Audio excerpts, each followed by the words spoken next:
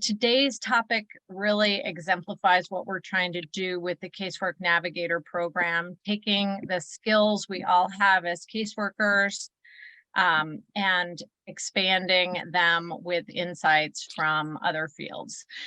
So we're also excited to have some communication staffers joining us today. The topic really seemed to lend itself to trying to build some of those relationships and encourage you always to communicate with your communications folks. In terms of what we're talking about today, we've certainly all had those cases that were bad examples of important problems. We know that as caseworkers, the bread and butter of what we do involves listening to constituents and reframing the stories that we hear for agencies, for our members, and then for our colleagues working on legislation. But sometimes the constituents just too agitated to provide the important details or get on a path toward a solution. I know I am very guilty of diving too deep into the procedural details of a case or, going into way too much depth on a systemic problem and watching my Hill colleagues glaze over. So I think that learning how to tell those stories is going to be a really important skill for all of us.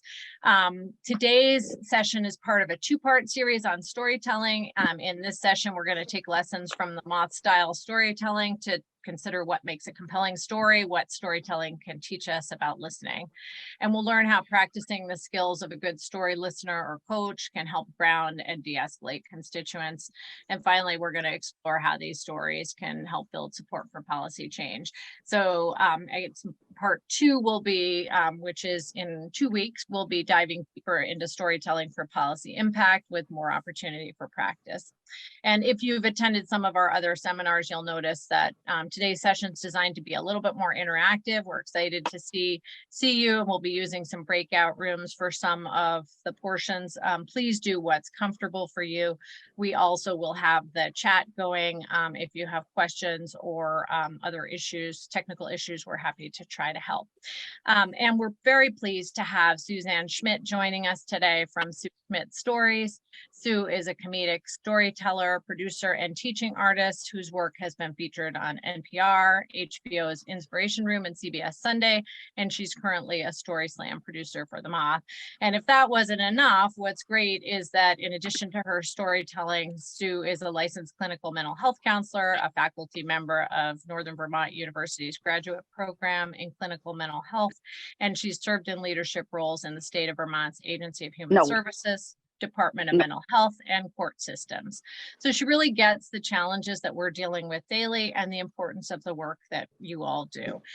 So we're so grateful to Sue for spending time with us, and I'll pass it right over to her. Thanks, Katherine. Good morning. I'm very excited to be here with you. I'm always mindful that when people introduce me, my bio is way too long and should really be cut down to 2 sentences. So apologies for that. So good morning. I'm very excited to be working with you. This is a 2-part series. So the hope is that anyone that's here today, that you take enough away with you that if you're not able to make it to the second part, you feel like today was valuable. But if you are able to make it to the second piece, that the second piece is really going to be adding on to some of the foundational parts that we're going to do today. So I'm going to start out by just sharing my screen, and we're going to jump right in. There is some interaction in this presentation, but please do not feel as though you have to participate. There's no forced participation in storytelling. It makes it uncomfortable for everyone, so we're just not going to make that happen. So we'd love if you want to participate, but if you don't, that is totally fine as well. So to get started, I just want to talk a little bit about, some folks know what The Moth is, other folks may never have heard of it. The Moth is a storytelling organization that has been around for about 25 years, and we do live storytelling events. We have folks come up on stage and they tell stories that meet sort of the following criteria. All of the stories that you'll hear on a Moth stage are true. All of the stories that you hear on a Moth stage are told in the first person. So that story belongs to that person. The other thing is that the stories are told live with no notes, no props, no monologues, no interpretive dance. It really is just storytelling. And the reason this becomes important, I think, for the kind of things we're going to talk about today is that you are hearing true first-person narrative, most likely told without notes, props, monologues, and certainly not interpretive dance, although, I don't know, maybe you get some interpretive dance every once in a while. And so the kinds of stories that we do at the Moth, that we record, that we put on the radio, that you'll hear on NPR, are the kinds of stories that you are listening to every single day. So the way those stories get crafted, the kinds of details that are important, the sorts of things that you are listening for are very similar to the things that we do at the Moth. I love this quote because for me, it really speaks to the heart of why storytelling is so powerful. And that is, with all that divides us, and there is a lot that divides us today, once you have heard someone's story, you understand why that story is important to them, it's really difficult not to have empathy for those folks. And so if you can get someone to tell a compelling, true first-person story, you can probably find something in there that you will say, wow, we're not actually as different as I thought we were.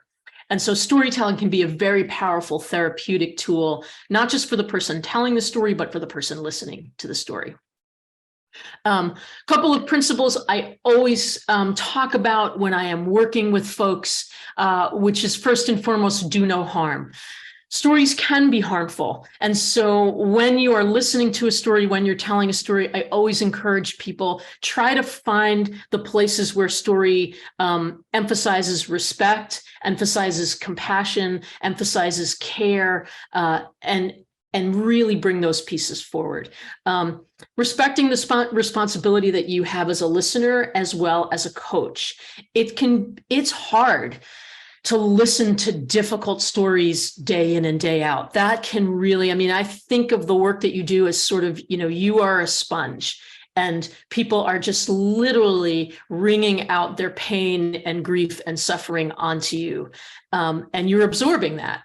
And it can be really difficult to do that. So always respecting the responsibility and the awesome pieces of work that it takes for you to do this work is an important piece that we'll talk about today. Your role is to bear witness to the experience of the storyteller. When I work with folks, especially folks that work in human services, I always hear from people like, I want to help. How do I help? What is the thing I can do to help folks? And what I say over and over again is bearing witness to a story is a form of action. And if you can think of what you do as elevating the voices of the person you're listening to, that is a form of action. Also, take your time.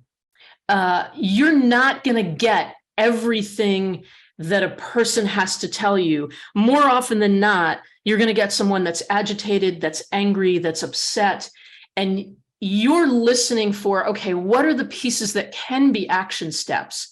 And it may not happen in the first time you talk to someone.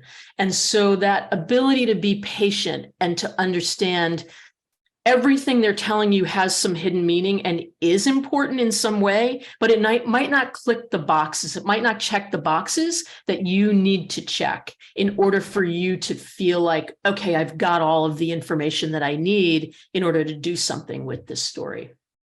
So I want to start out by just talking about what makes storytelling so powerful. Every single person in this room has a story that you think, oh my gosh, I listen to that over and over again. It's a book that's one of your favorite books. It's a current, something you're currently binging on when you're streaming. It's your go-to story that makes you feel good.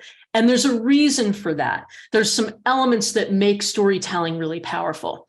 The first one really has to do with neuroscience. And because I'm a mental health counselor and I teach mental health counseling in a graduate program, I always like to talk about the brain. When we are simply just giving people facts, only a certain part of our brain is really involved in that equation. When we are giving people things that are connected to emotion, that are connected to our feelings, that are connected to long-held beliefs, that uses another piece of our brain. And so if we are simply presenting the data to someone, it's not going to be as powerful as if we are presenting the data in combination with some kind of personal narrative. I am not someone that says data is bad and stories are good. I am someone that says data is good, stories are good. Data and stories are great. Those are the places of intersection. And there's a very specific reason for that. And I'm going to start out by doing the thing you're not supposed to do, which is giving you a little bit of data. But I love this study. Chip Heath, Stanford University in 2019 had a group of students that he did a study with. And what he did is he broke these students, college students, into groups.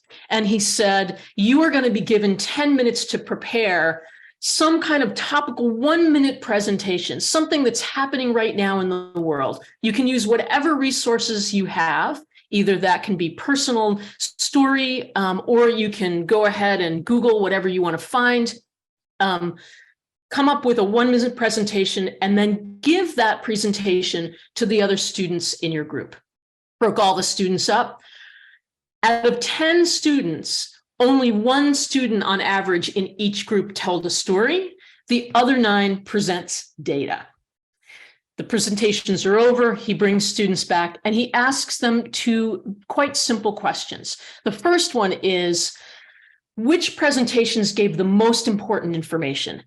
The answer to that question, 79% of students reported that the presentations with data were the most important. That was the place where we really got the best information. Only 11% of the groups thought stories were important.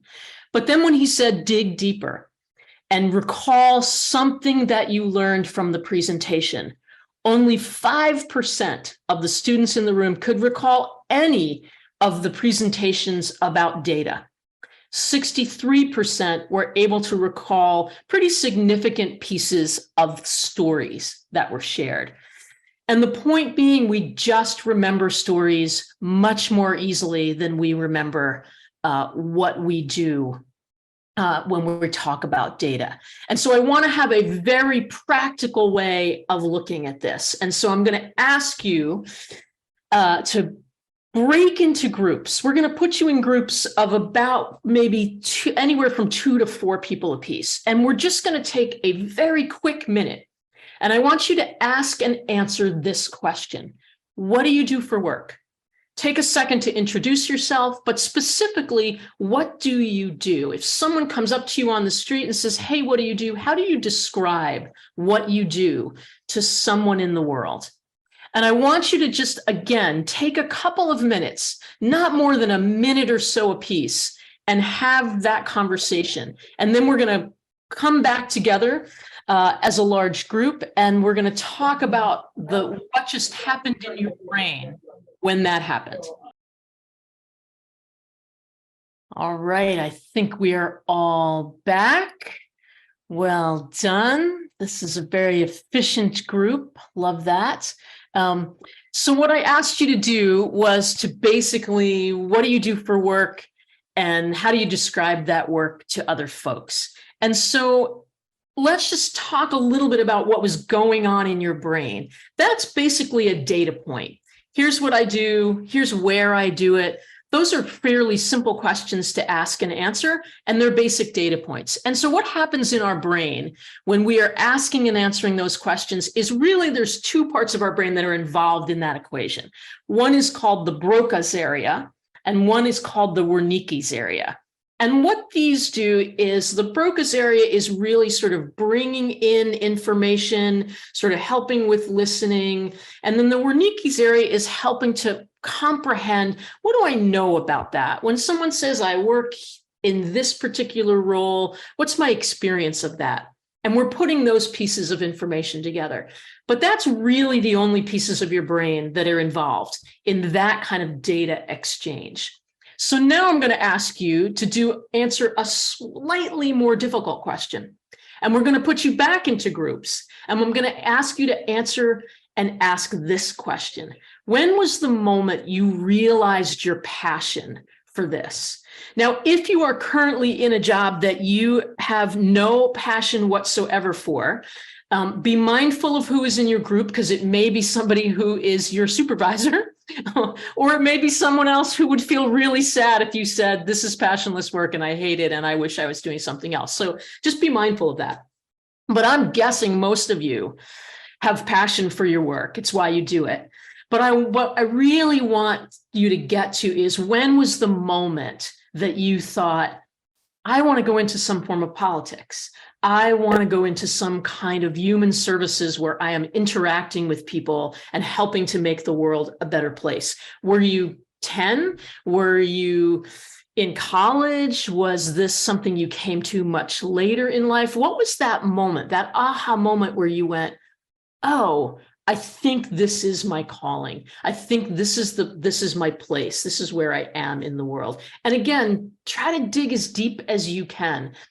Maybe you were the kid that when everybody else was playing kickball, you were the kid that was sitting under a tree that had set up a table that was taking complaints, or was going to try to figure out, like, if the rules had been broken, you were the person that was going to say, how are we going to make sure the rules are being followed? And what are the equity issues that we have on the field today? That could have been you at 10. So when was that moment? Ask and answer that question. Just take a minute or two at the most to tell the people in your group what that moment was for you. All right, welcome back. Hopefully folks were having some vibrant conversations in your groups. And I think it's pretty obvious where I was going here. So the first piece that we looked at and talked about was really around data. It was really a data exchange. And this second piece is really more of a story, right? I was asking people to tell a story. So what's happening in your brain when you're now telling a story, you're getting the same information. This is what I do, but this is why I do it. This is the reason I feel passionate about the work that I do. What's happening in your brain now, Broca's and Wernicke's area, certainly you're taking in information, you're processing that, but you are also using so many other pieces of your brain. Because what's actually happening when you are listening to a story is that you are partly listening to that person's story, but you are partly thinking about, how does that story relate to my life experience? And so dopamine, cortisol, oxytocin, all of those kinds of products are getting produced in your brain while you are listening to someone's story. You are doing what we call in storytelling neurocoupling. So if I'm listening to someone's story, yes, I'm hearing about, okay, you were working in a job. That job was, a great job in so many ways, high paying, really cushy, but then something happened that made you not be able to connect with that in terms of your passion, your soul, your ethics, your values. And you pivoted to take a job that's not as well paying, that's much harder, that makes you go home at night and be like, I can't interact with anything other than Netflix. But that's what's happening when you're listening to a good story. So as all of you are listening to stories from constituents that are calling, yes, you are doing some pretty active listening, but you're also making note in your brain of the ways that that person is connected to you, that same kind of emotional response that you might have to a situation. I'm going to give you a quick example of this. People might know who this is. This is Bobby McFerrin, pretty famous vocalist. He was asked to come to the neuroscience conference, and he explains to this conference, to the conference goers and to the presenters at this conference, I can make this audience feel connected and sing the exact same song in less than 30 seconds without teaching them really anything. Neuroscientist says it's not possible. People have to learn a song, they have to practice a song. He says no. What people want, what humans are designed to do, is to find connection. That's what our brain wants to do.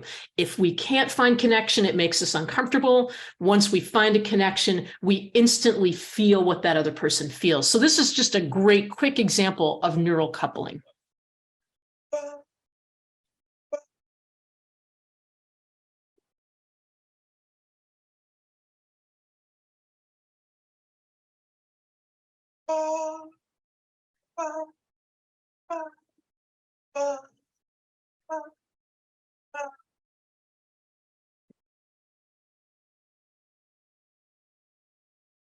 Okay.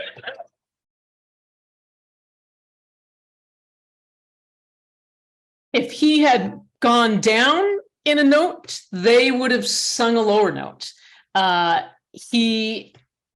We followed the note because we are wanting to connect. That's what neural coupling does. That's the power of storytelling. It's not just that it's a powerful story. You can have the most powerful story in the world, but if you're not able to connect it to someone else, you're going to miss some of the value of that storytelling. And that's what you are doing every single day when you pick up that phone and you listen to someone that maybe you've never spoken to before, who maybe has none of the same values or principles, or maybe has a very different experience than you do. There's something in every single story that you hear that resonates with you on a much deeper level. And that's what we're trying to get to. So let's talk about what makes a great story. And this is going to sound very familiar. All of you are going to go, oh, thank you so much to my middle school English teacher. And if you haven't reached out to that person in several years, find them and reach out to them and say, thank you, because I now understand the importance of why we had to learn all of that. In storytelling, any kind of storytelling, but specifically in the kinds of stories you're hearing, there are three elements that really make up a story that you are looking for and that you're also trying to kind of pull out of people and you're trying to coach out of people. The first one is very straightforward. It's structure. It's about the story arc. A story has a beginning, a middle, and an end. There are certain elements that make up a story. Without these pieces, it's not a story. When people come to you, they will not likely have this. They won't have a great structure. Your job might be to help them find a structure to the story in order to tell it. What they're going to have is a lot of this middle piece, which is the color or the detail of a story. These are the pieces of a story that make a universal experience something that is uniquely yours.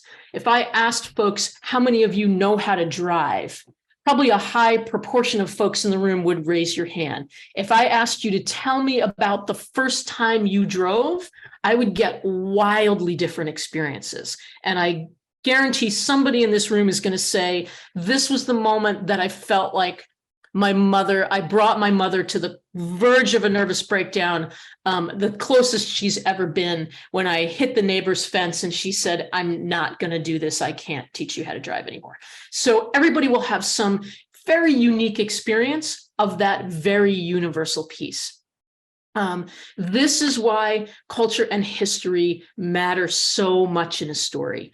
This is why when folks get on the phone with you, they want to tell you every little detail about what has happened to them. They want to give you a whole list of things that you might think, I don't think that's as important as some of these other pieces, but it is what makes a story very much uniquely that person's story. And that's why you're the only person that can tell your story. The third part of every good story is transformation. And this is the piece that you're looking to get to when you're listening to a story. So I want to know the facts. I want to know what happened, but I want to know, how has that impacted you? What about your story is the thing that you are taking away from this? This is the takeaway for you. And folks may not always have an answer to that. They may not know how they were impacted. How they were impacted might be so big and so overwhelming, or they may know exactly how they were impacted. But that's the piece that you're really listening for. So I want to take a couple of minutes and I want to show you in practice what some of these pieces look like. And the best way I know how to do that is through a story. So I've picked a story that I love and is one of my all-time favorite stories. And I want to go through the arc of a story with you. What I tell people is, when you're telling a story, when you're listening to a story, when you're coaching someone for a story, everything you need to know about the arc of a story is right here on your hand. And each of your fingers represents a piece of a story. And I will literally, when I'm coaching someone, I'll put my hand down on the desk when I'm listening to someone, and I will think about these pieces and be able to ask specific questions to draw a story out. If I'm telling my own story, I want to make sure all of those pieces are there. So I want to take you through the arc with one of my all-time favorite stories, starting with the setup. This is represented by our thumb. It's the biggest finger on our hand. It's set apart from our other fingers. This is the part of a story where you're wanting to understand who the person is. Where are they in time and space? Did this just happen? Did it happen 5 years ago? Are they 20? Are they 45? Who else is in the story that's important to understand? Where are they? Were they in Afghanistan? Were they in Illinois? Were they in Massachusetts? Where those kind of just really sort of factual pieces right up front that help us to have some context for the story. Here's an example of what that looks like. What's the most you ever paid for dessert? $5, $10, $20? I spent $390 once. Best decision I ever made in my life. You got to understand, I was 24 years old. Me and my girl were expecting our first kid. We scrapped the cash. I was working part-time loading trucks in Brooklyn. And after work, I would go play cards and underground poker games for extra money. So clearly I had my life in order. Despite this, my dad decided to bestow some wisdom on me. He said, Gaston, if you want to be a good husband and a good father, it's real simple. You got to do 3 things: heavy, high, and fall. Some's heavy, you pick it up. Some's high, you reach for it. And if some's fall, you go get it.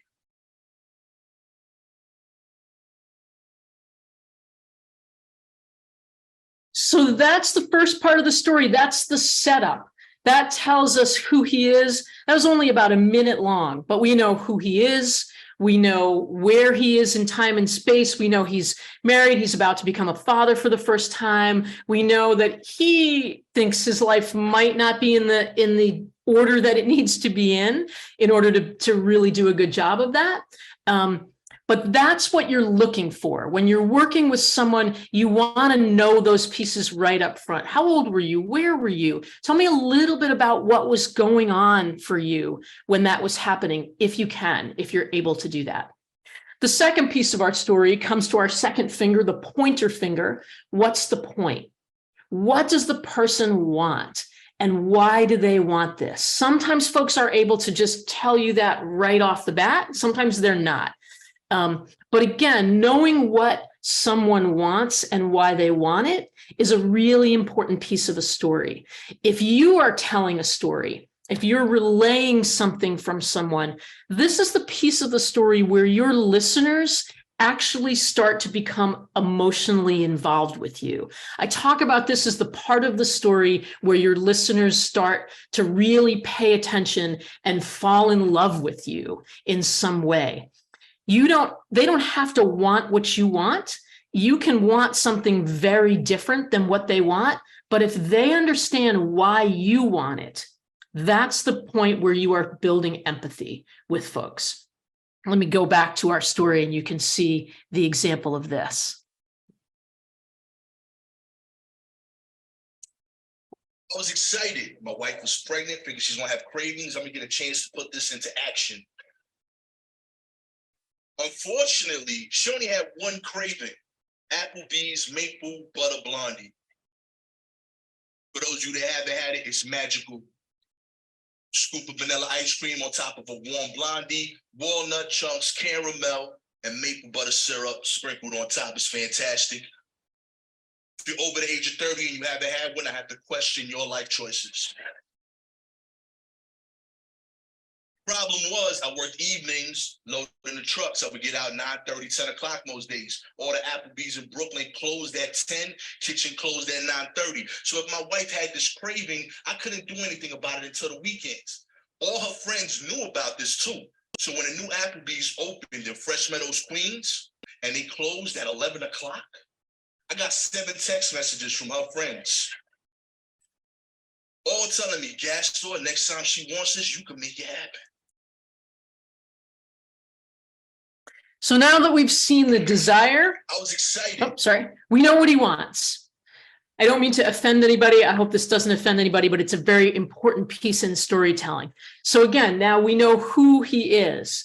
We know what's happening in time and space. We know what he wants and why he wants it. He wants to get this dessert for his wife. He thinks this is what's going to show his wife that he's capable of being a father. The third piece, we all know, this is an international symbol for our displeasure about something. We all know what this means. Doesn't matter the language we speak. If somebody gives you the middle finger, you know that there's something wrong. In storytelling, this represents the setback in a story.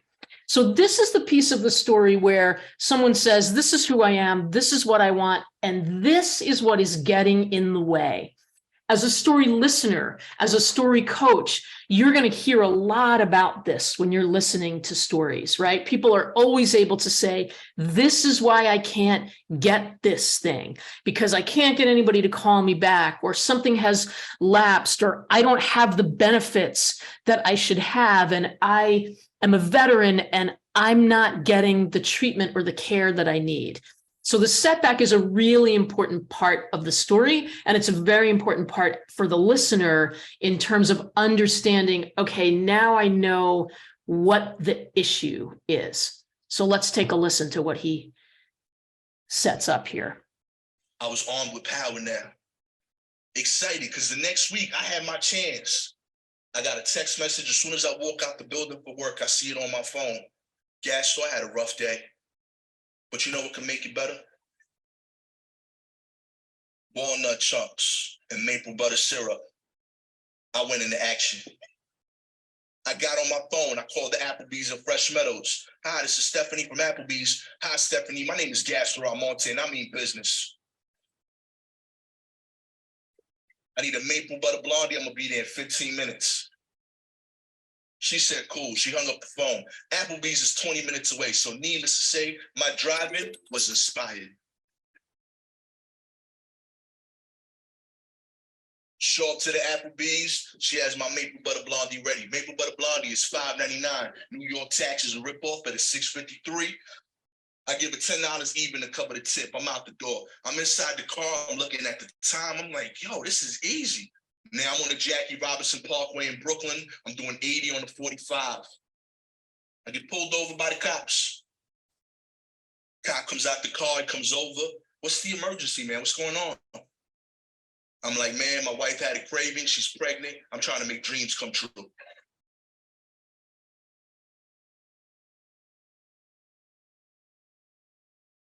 And he's like, I hear you, man. Well, license and registration. Goes to the car, comes back, gives me a ticket. And he's like, listen, man, you see all those guys on the side over there? They're doing construction work. They're going to shut down this highway in a half hour. You're making it hard for them to get ready. And more importantly, you're putting your own life in danger. He gives me a $110 ticket and tells me to have a good night, sir. As if those two things go together. But whatever, I get to the house, open the door, and I give Gabby the maple butter blondie, and she's ecstatic. She gives me a huge hug. She kisses me on the cheek. She's like, Gaston, honey, you have a good night at poker, which I've never heard before. Feeling great, I get to the car, I pull off. 5 minutes into the ride to the card game, I get a call. Gabby's hysterical on the phone. She's crying. I'm like, baby, what's happening? Gaston, put the blondie in the microwave to warm it up. I thought I hit 30 seconds. I hit 3 minutes. It's the pregnancy brain. It burnt the blondie. I don't know what pregnancy brain is, but it seems like a big deal. Now I got a decision to make. Should I go play cards Should I be a good husband? Heavy, high, and far. I go into action. So now that we know what's getting in the way, we come to our next step in our arc. This is our ring finger, the climax of the story. What is the storyteller willing to do to overcome the setback? If you're telling a story, you get to this part in the story and you're saying, I have to change the way I think about something, or I have to change my strategy, or I have to get other people to come and help me with this particular thing. If you're listening as a story coach, you're listening for things like the person saying, here's the things that I had to give up. Here's the things that maybe I'm moving. Maybe I am looking for a different provider. What are the things that person has already done and is already willing to do to overcome that setback, and trying to highlight those because they become very helpful in the next step. So let's hear what he is willing to do to overcome that. It's 10:30 now. I call up the Applebee's at Fresh Meadows. Stephanie, you might remember me. My name is Gastro Monte. I still mean business. How can I help you? Stephanie, I need another maple butter blondie. She's like, yes, I'm sorry, the kitchen's already closed. You can still come in for drinks. I'm like, no, Stephanie, you don't understand. I'm trying to make dreams happen here. I gave you $10 to cover the maple butter blondie tax and tip. I will give you that $10 and an additional $20 if you could get me another maple butter blondie. She said, Gaston, I'm gonna make it happen.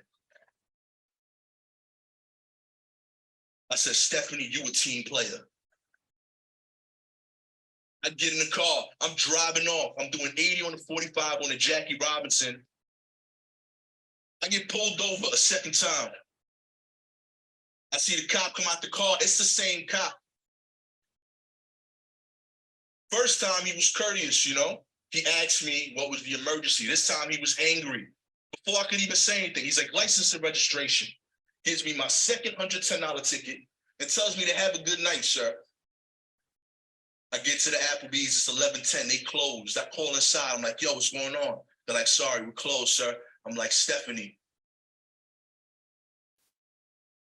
the maple butter blondie's already done. I will give you an additional $20 if you could just walk this out the door, Stephanie.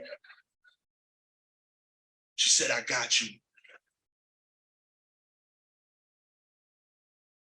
Get back in my car, drive on the Jackie Robinson. I'm doing 80 on the 45 for the third time. And for the third time, the cop pulls me over. And it's the same cop. Right, and that brings us to the final piece of our story, which is going to be the theme, your pinky, smallest part of that story. Most people, the reason this is the smallest part is if someone's telling a really good story, you already know what the theme of the story is. They don't necessarily even need to tell you what it means. But if you're telling your own story, this is the place where, again, if you've done a good job with the story, we know what that means. So you want to try to tell this in the smallest way possible. So if you're testifying, if you're giving information about some information that you've heard, and you've done all of those pieces, here's who the person is, here's where they are in their world, here's what they want, here's why they want it, here's what's getting in the way, here's all of the things they have been willing to do to overcome this. The last part of the story can simply be a couple of sentences that says, this is why we need to do the right thing. This is why this bill is important. This is why I think this might be the major issue that we are having for this group of constituents. So let's hear the very final piece that he puts together for this. He looks at me and he's like, is this really happening? He's not even asking me. He's asking God because he's questioning himself. License and registration, goes, gives me my third ticket, comes back to the car, hands me the ticket, and I start to shake because everything's gone wrong. And he's like, what's going on, man? I was like, I'm not lying to you, boss. I've been trying to get this dessert to my wife. She's having a baby. This is the first time that she's had cravings and I can make it happen. He's like, what do you got there? a maple butter blondie. And he's like, that's the one with the walnut chunks?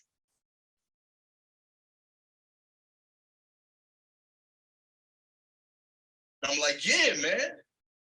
And he's like, you got to get that home. The vanilla ice cream's going to melt. I'm like, I know, but I can't get through here. You keep giving me tickets. And he's like, that ain't even the problem. The highway's closed. He started construction. So I'm like, damn, I don't know what I'm going to do. And he's like, I got you, boss.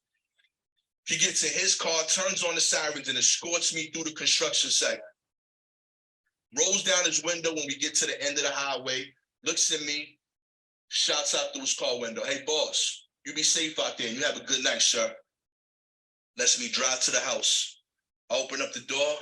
Gabby sees me holding a new bag, and tears start falling down her eyes. She gives me a huge hug, and for the first time, I feel like I can provide safety and security to my wife and kids, because I'll do anything for them, heavy, high, or far. So that's an example of the story arc. And again, those 5 pieces are really what you're looking for when you're telling a story, but they're also what you're looking for when you're listening to a story. And so they're not likely going to show up in that organized a way when you're listening to a story. But it's a really easy way for you as the listener to think about those 5 pieces. And as folks are talking, to think about, okay, where does that fit? What is what they're saying fit in the story? And what are the questions that I need to ask to pull out some of the other pieces that don't fit, so that it actually becomes sort of a fuller story that you can use and that the person can also feel good about telling, even if it's a very difficult situation. The questions that you ask will make them feel heard. And that is, again, a form of action. That next piece of the trifecta are the details. And I always just tell people this, you know this, but I like to bring it up again. People always need to speak from their own experience. It's always better if you can get the person that had the experience to tell the story versus having someone else tell it for them. It's hard to tell stories. People are vulnerable. Understanding that when people are vulnerable, that can make it very difficult to tell your story. So to pay attention to those moments of vulnerability. And when you're telling a story, be willing to risk your vulnerability. So instead of just retelling a story that you heard from a constituent, why is that the story that you want to tell? There's something about that story. You had some neural coupling experience with that person that is going to want to make you tell this particular story or to use this particular example. What is that? Are you willing to say, this story in particular really resonates with me because it comes from a town where I really understand the culture of what's happening in that town from a personal level? So what kind of vulnerability is okay for you to use without having it become your story, but also to emphasize what's important about it? Using all of your senses. I always ask folks when I'm coaching, what did you see? What did you hear? How did that make you feel? Was there anything that you could touch that, describe the scene as much as possible, and as many details as people can put in can really help us to understand the story a little bit better. The last part is transformation. The best stories don't come from struggle. We always talk about the best lessons are things that, it's the failures and not the successes. I don't think it's really either of those. It's not failures or successes. It's what we put into the success. It's what we take away from the failure that really is where the learning is. So we can learn just as much from a success as we can from a failure.